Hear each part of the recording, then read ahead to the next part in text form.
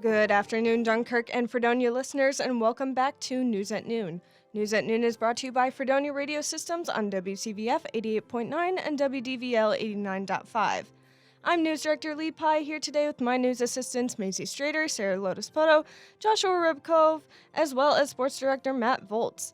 With this top of the hour update, we'll bring you the latest on SUNY Fredonia's campus news and events, sports, weather, and music, as well as national and international news.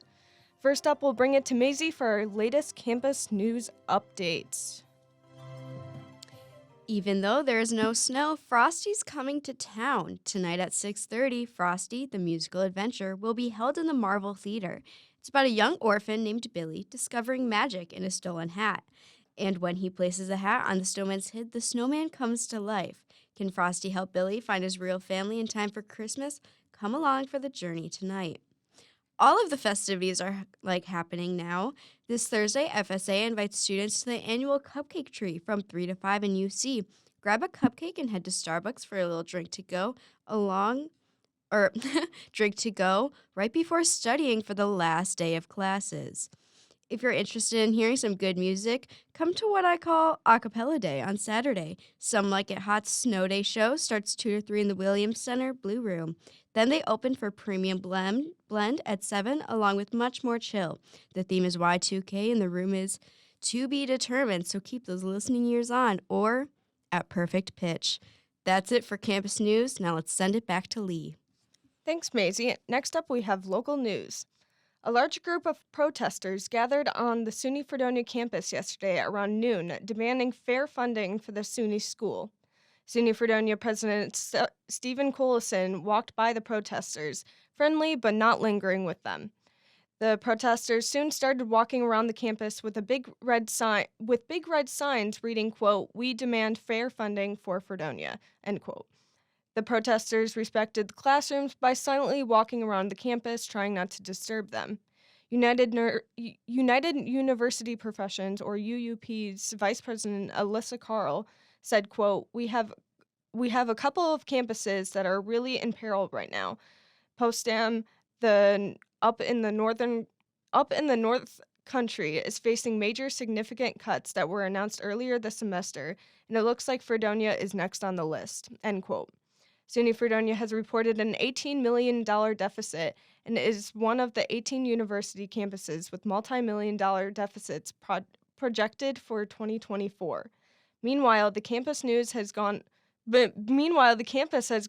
from a little over 4,400 students from the fall of 2018 to over 3,200 students, a decrease by 26.5%. Therefore, according to Alyssa Carl, the protesters are demanding fair funding and attempting to prevent cutting of programs. President Collison is expected to announce the cuts and a deficit reduction plan in an address to the campus community at 2:30 p.m. today. Fredonia's chapter of the United University Profession said that they have learned that the university apparently has plans to discontinue 10-degree programs and associated faculty and staff. On Columbus Avenue in the city of Dunkirk yesterday, 5 houses were damaged in a massive fire. 2 buildings were destroyed and require emergency demolition, while 3 other structures were damaged by the fire. The Dunkirk Fire Department arrived on the scene around 6:30 a.m. on the Tuesday morning. Multiple hose lines were pulled in effort to stop the spread of the fire, and the occupants of Columbus Building were able to escape without injury. That's it for your local news update. Let's send it to the sports guy, Matt Volz.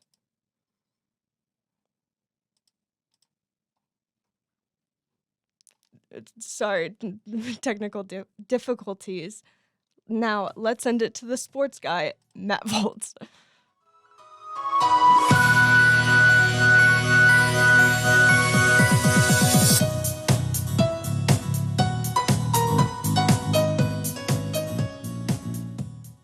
Thanks, Lee, and good afternoon, everybody. The women's basketball team continued their torrid start to the season with a 71-54 win over Alfred last night. Junior guard Mary Culleton put up a season-high 20 points, while senior guard Renee Park added 17 for her season best. The team improved to 6-1 with the win, and they will be at home again tomorrow night as they face Houghton at 6 p.m. The men's basketball team will look to make it back-to-back road wins tomorrow as they travel to face Houghton. The Blue Devils defeated Buff State 69-59 in Buffalo on Saturday. Tomorrow will be the first matchup between Fredonia and Houghton in 11 years, and tip-off is slated for 7 p.m. The hockey team has a pair of home conference games this weekend, hosting Potsdam on Friday and Plattsburgh on Saturday. Last year, the Blue Devils hosted Potsdam on Pink the Rink night, winning 4-2. They were not as fortunate against Plattsburgh last season, however, falling 10-3. Puck drop for Friday's game is at 7 p.m., while Saturday's game begins at 4 p.m. The men's and women's swimming and diving teams are off for the rest of this year after competing at the Cortland Snow Flurries Invitational this past weekend.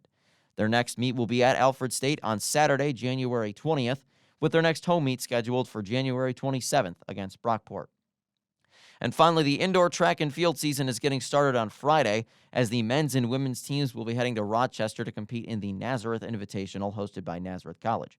The indoor track and field teams will feature many of the same members as the cross-country and outdoor track and field teams. Friday's meet will begin at 4 p.m. Well, the Buffalo Sabres continued their habit of digging themselves a hole early last night in a loss to the Detroit Red Wings. Buffalo found themselves down 4-0 before a few late goals brought the deficit to 4-3. Ultimately, it was too little too late as Detroit forward Dylan Larkin buried an empty net goal to seal the 5-3 final score.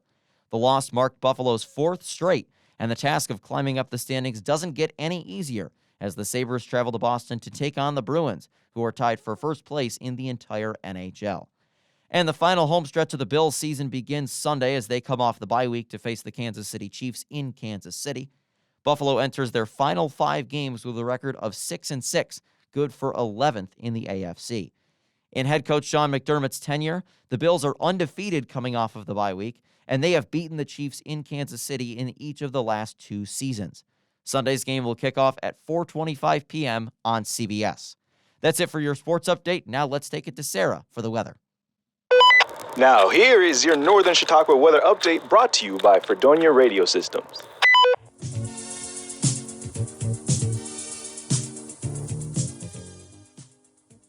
Hiya, good afternoon, and let's slip inside into our 2-day weather. My oh my, it's chilly today with snow showers and a cold high of 37. As Michael Bublé puts it, it's beginning to look a lot like Christmas. I know, it's a corny joke, but it's hard not to make one when all the holiday songs are on repeat. Following along with the wintry trends, the snowfall tonight provides about an inch of snow on the ground as it sinks to the low 30s. Tomorrow morning, we can get a glimpse of a possible rainy or snowy day. However, as the sun rises and the temperature reaches 43 degrees, we are left with just a heavy cloud cover and high wind speeds. I don't know about you guys, but I'm feeling like a little comedian today, so I got another joke for y'all.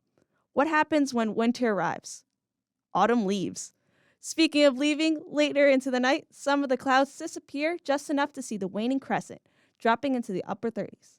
That's it for your 2-day weather. Keep listening, and I'll be back with the rest of your weekend forecast. For now, let's take it to Lee for a local music update. Last Call Entertainment is hosting their last show of the fall semester at BJ's. Bands like Relentless Moisture, Mimic, Hit Girl, and Cornflake Car will be playing on December 7th at 51 West Main Street in Fredonia. Doors are at 9 p.m. and music is at 10 p.m. Fish Out of Water is also hosting their last show for the semester. Bands like K-Hole, Amphobia, and Muddle are playing on Saturday, December 9th at the Creek House. For more information, go to the Fish Out of Water Instagram at FishOutofWaterProd. That's all I have for music news this week. Let's bring it to Josh for national and international news.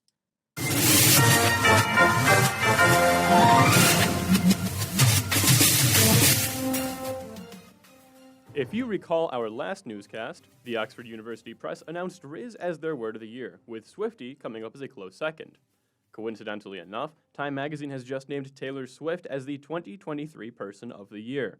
The 33-year-old pop star is so culturally ubiquitous, known across such a wide international stage, that is unlikely to surprise people that Time magazine's choice for Person of the Year is Taylor Swift. This year alone, she made history by having 4 of her albums within the top 10 of the Billboard 200, and her Eras tour resulted in a Senate Judiciary Committee hearing on Ticketmaster's unlawful monopoly on the concert ticket industry. And that is to speak nothing of the headlines regarding her relationship with Kansas City Chiefs quarterback Travis Kelce. Today, the U.S. Department of Justice announced that they have filed war crime charges against 4 members of the Russian military. The 4 men are accused of kidnapping and torturing an American during the invasion of Ukraine. This case is significant because it is the first court case accusing Russia of war atrocities in their invasion, and is also the first war crimes case regarding the victimization of an American. 2 of the accused have been identified as senior officers, but none of the 4 criminals are in custody as of yet. The man they had kidnapped was held hostage at a Russian military compound for 10 days as they brutally beat and interrogated him. In March, the International Crimes Court issued an arrest warrant on Russian President Vladimir Putin, to which a spokesperson on behalf of the Kremlin stated that Russia does not recognize the ICC and that the court's move was outrageous and unacceptable. That does it for today's national and international news. Let's bring it back to Sarah for the rest of our weather. Guys, we're almost at the weekend. I know, with finals coming up, some of us are happy and others aren't. However, stay positive and remember it's okay to take breaks, especially over the weekend. A great way to take a break is to enjoy the sunshine, and great time to do that is on Friday, while we have periods of clouds and high of 51. It's going to be chilly, but studies show that cold weather improves brain function and may improve your studying. Later into the night, we get a heavy cloud coverage and dip into the mid-40s. The cloudy Saturday gets slightly warmer out with a high of 59 and some cold, strong winds. These clouds have a stalking problem with something because they're hovering around for too long. They have better places to be besides over our heads. The clouds stay for the evening until eventually they rain on us late at night as temperatures enter the upper 40s. On Sunday, the clouds brew a mixture of rain and snow while it reaches 49. While you guys are busy studying vigorously in the library, take some time to actually look at the books since it's National Dewey Decimal System Day. For those who don't know, the Dewey Decimal System is how libraries organize their books. Hey, maybe you could find an interesting novel to read before bed because Sunday night is going to be a chilly 34 with the rain transitioning to snow. That's it for your weekend forecast. Let's take it right back to Lee. That'll wrap up for today's edition of News at Noon. Campus News is written and read by Maisie Strader. Local news for this broadcast is prepared by Lee Pye. Weather is presented by Sara Lodespoto. Sports is presented by Matt Volz. Music is prepared by Lee Pye. National and international news is prepared by Joshua Ribakove. And finally, board operations for this broadcast are performed by Lee Pye. Thanks for tuning in to News at Noon. Join us every Monday and Wednesday on WCVF at 12 p.m., WCVF 88.9, and WDVL 89.5. From all of us at Fredonia Radio Systems, have a wonderful day and good luck on finals.